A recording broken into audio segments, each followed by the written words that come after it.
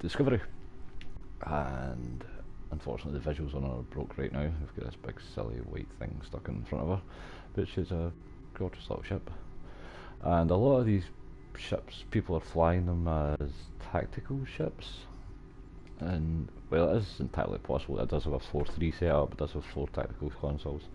It's just not really getting the best out of her to treat it like a tactical ship. She is a science spearhead.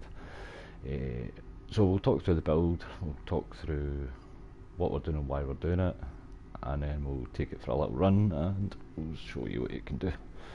So to start with, we will look at the starship traits.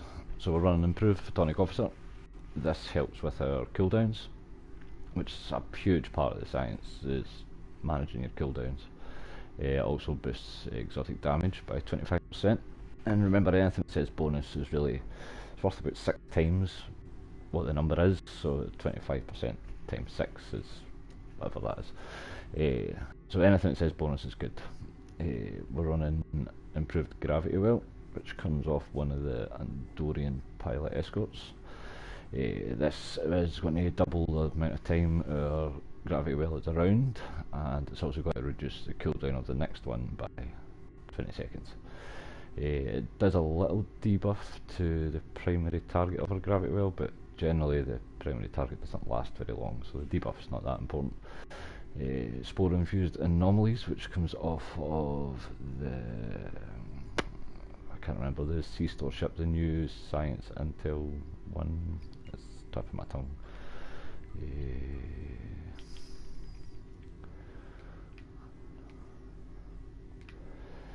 It's right down the bottom here.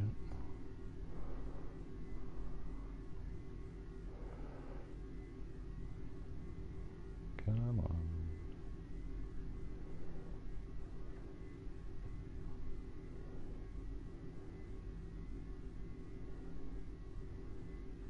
The Somerville. The trait on this thing is possibly the most OP starship trait we can get for science at the minute. What it does is, anytime you use an intel or a science ability, it fires out a big blue wave of electrical damage and hits everything within 5 kilometers.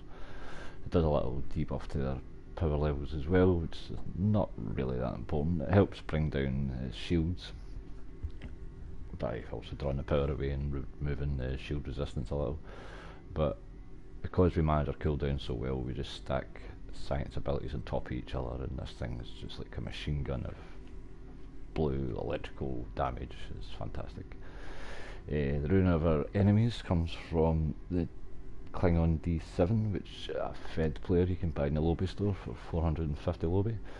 I think there's no stacking limit on this, so every time you kill a foe, 2% bonus damage, and every 5th one we get more cooldown, and it stacks and stacks and stacks, and we will be killing lots of enemies, so that will stack horrendously high.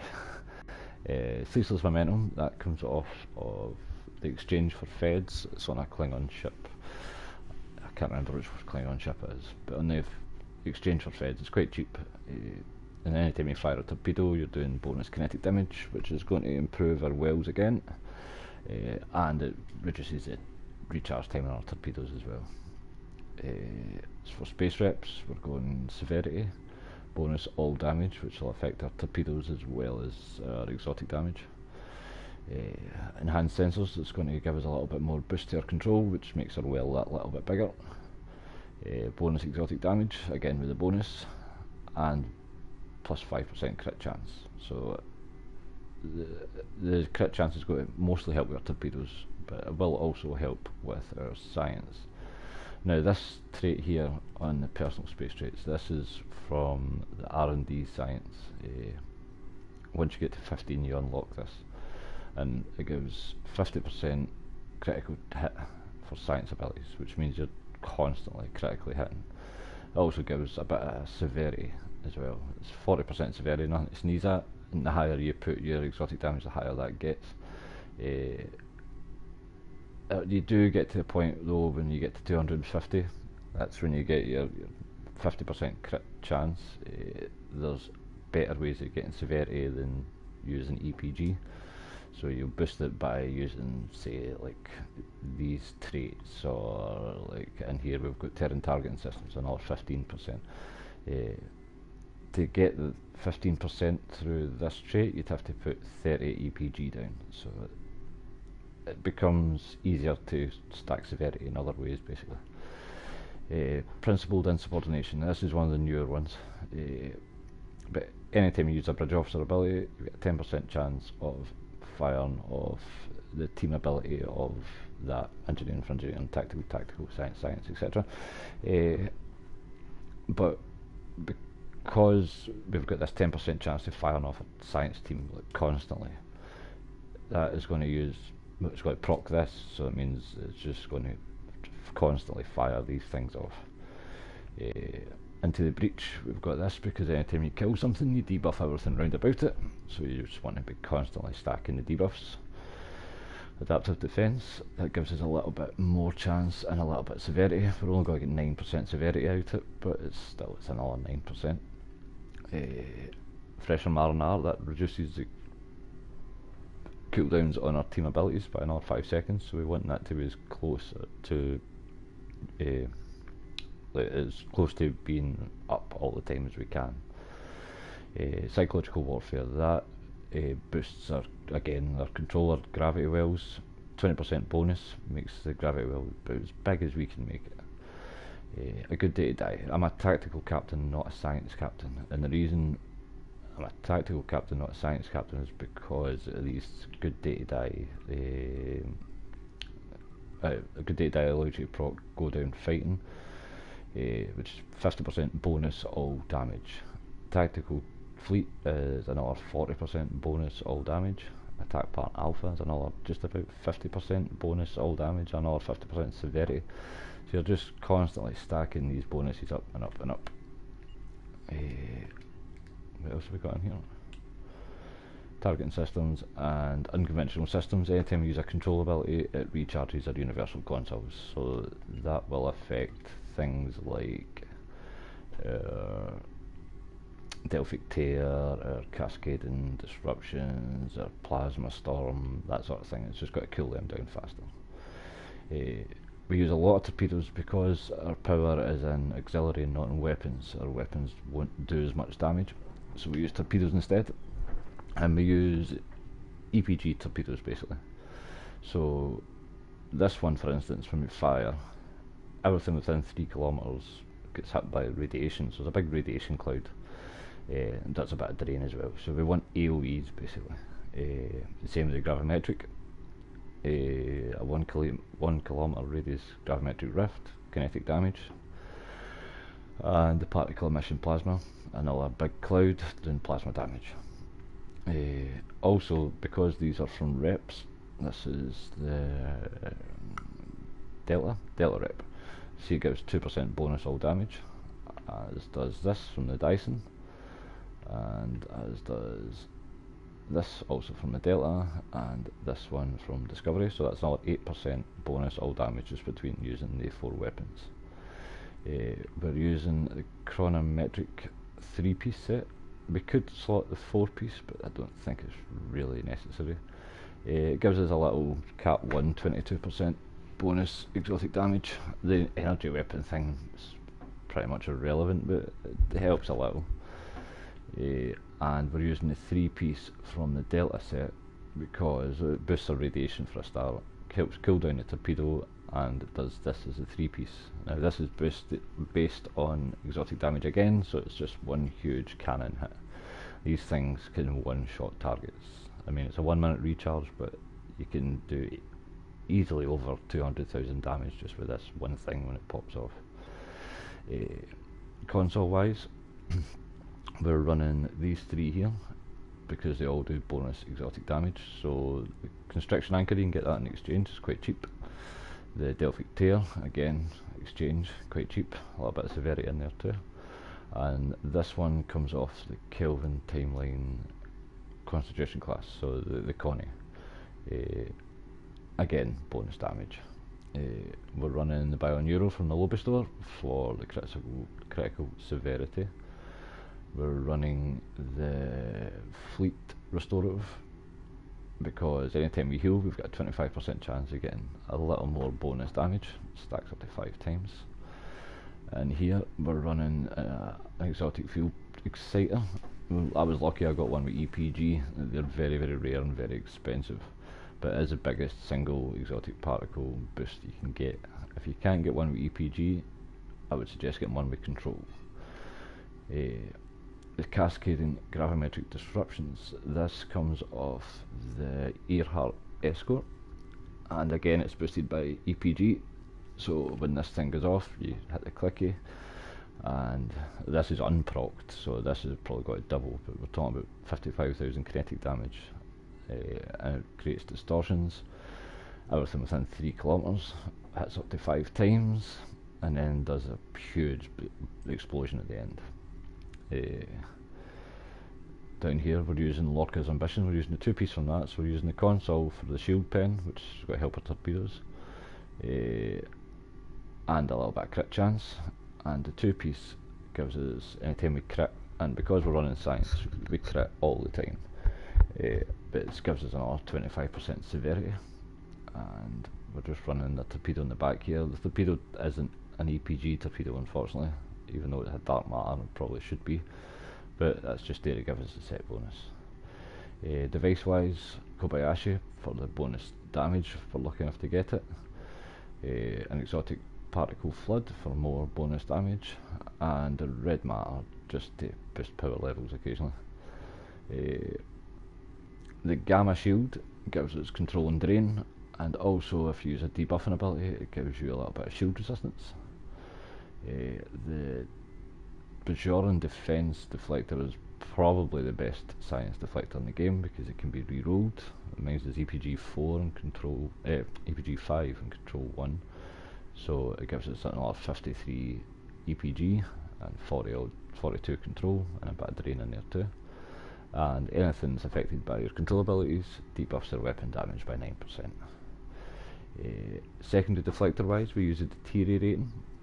Now some people will tell you to use inhibiting, because inhibiting does a big 26,000 after 4 seconds, but if you can get the deteriorating to pop off, it does almost 13,000 each second for 9 seconds. So I mean, 2 seconds in with the deteriorating you're doing the same amount of damage as you would with inhibiting after 4 seconds.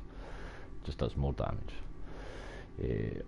The competitive science engines, anytime we activate control or drain we get 10% reduction on our science bridge officer abilities. Again, it's a nice cooldown, it gives us a little burst of speed as well if we need it.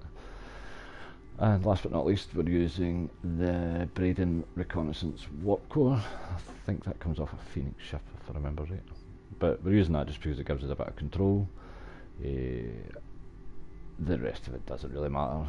If you don't have this, you could always go with the 2-piece on the temporal overcharge warp core, temporal defense. The 2-piece on that gives you 25% all damage for damage over time and hazards, so that would be your gravity wells, etc. Or you could go the 2-piece on the competitive, which would give you a little bit of control and some critical chance. Bridge officer stations. Now we want to take as much advantage of intel and science as we can, so we're popping off all those big blue electrical waves. So we're running Well 3, very cool, and Space 3, which is unbelievably potent. Photonic Officer for the cooldowns and to pop that bonus damage. Hazard emitters just to help clear any debuffs, and to pop off the fleet science consoles, so it gives us again the bonus damage. Ionic turbulence, because it creates another little word for it, little sort of well within the well, which is going to debuff all damage resistance ratings. It's going to hold, repel, reduce flight speed. It's just going to stack even more hell onto the NPCs that are already in there.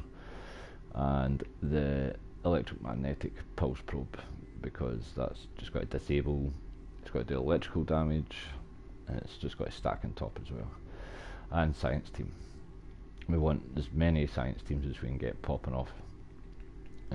Chemicite on energy builds is not that effective. On torpedo builds though, it is fantastic. So basically every time you hit something with a torpedo, you've got to be debuffing and doing radiation damage. And if it's a 1 kilometre radius, if everything's in the well already, everything's in the 1 kilometre radius. We're using torpedo spread to increase the size of our clouds from particle emissions or radiation damage, that sort of thing. And tactical team just boosts our kinetic damage with the torpedoes a little. We're using emergency priority aux because it gives us a bit of EPG and control, and we have a duty officer that gives us a little bonus damage whenever we use emergency aux. And we're using entropic redistribution and entropic cascade because we have a duty officer as well. That's anytime we use these abilities, it's going to help cool down the science ones.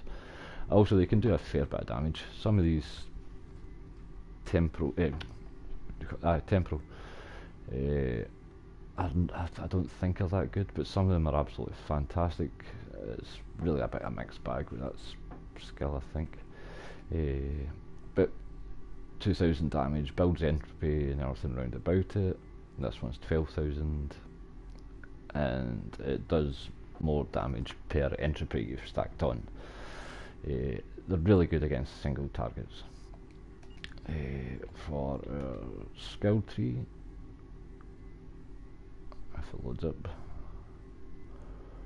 come on darling, there we go. We're using strategist as our secondary and temporal as our primary. The temporal is going to allow us to get more EPG, more control, help our recharges, and it's going to make our wells chase our enemies. It's got to make our anomalies be able to move around. Duty officers. So this is the one for emergency aux, 10% chance and all 25% bonus damage. Our gravity wells get a chance to knock the enemy's engines offline, so they've no chance of escaping the well once they're in there. Reduce time on our scientist team again, so we're just constantly firing that off. 46 or 47 is one of the new bridge officer, duty officers. Anytime we use science, we get a 15% chance to reduce 10 pops by 50%. Anytime we use 10 pops, we've got a 30% chance to reduce science by 50%. Projectile weapons officer plus severity, and the severity is not just for the torpedoes but for everything. We've got a 20% chance to add another 10, stacks 3 times. And we've got the gravimetric scientist that allows us to have aftershock gravity wells, so we can potentially have 5 gravity wells all flying around just tearing things up. Is there anything else in here? No, I think that's us. Obviously it will set everything you can to auto, and then we'll jump into something. Hopefully something pops off.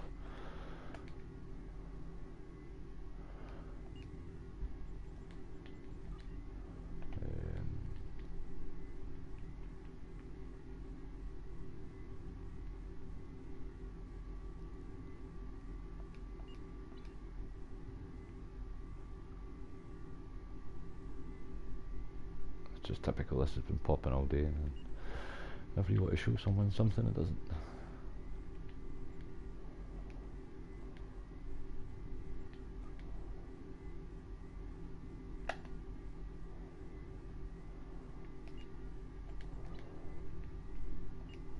Can we get a patrol from here? Let's see what our difficulty's on. We'll set this to advanced just so we don't have a tank with us at the moment. Patrols.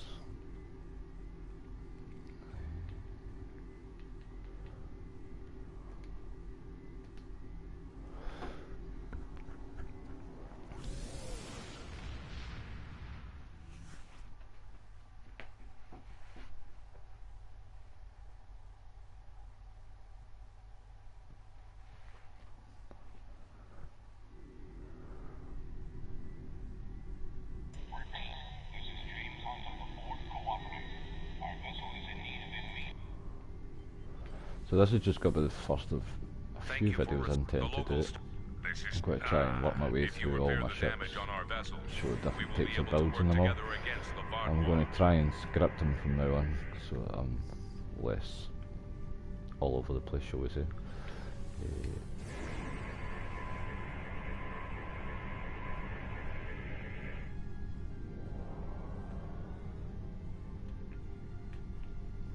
Okay, so we're going to pop everything off here, get all our cactus nice and warm, emergency aux, hit our heals, atomic officer.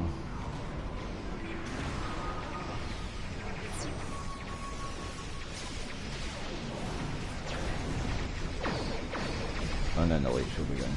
The solar flares overload shields. We have adapted, but they will affect everyone else. You would join forces with these creatures? Yeah, that's them all dead. Disgusting.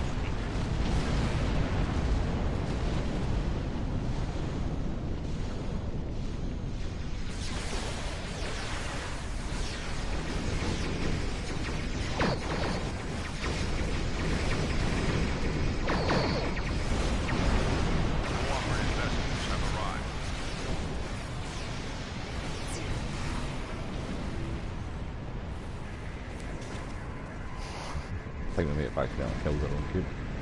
Sorry, little cube. Solar flare imminent.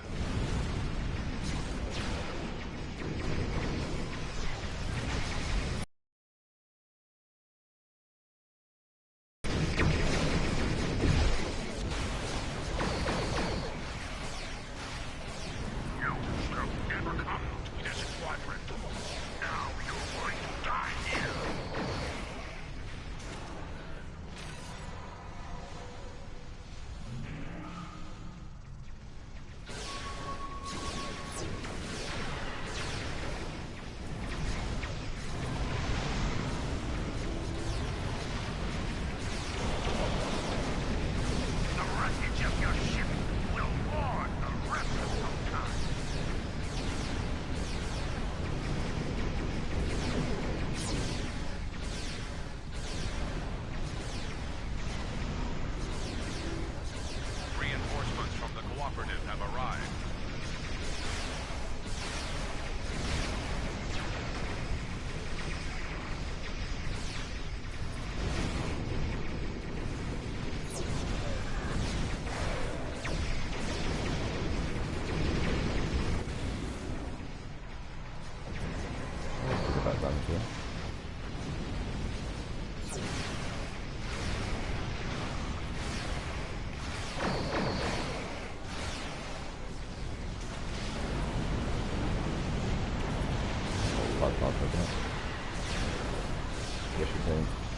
Solar flare imminent.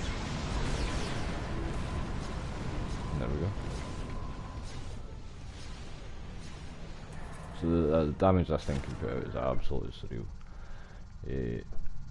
The temporal specialisation saved us there by throwing us away from when we were getting killed, so that's always useful to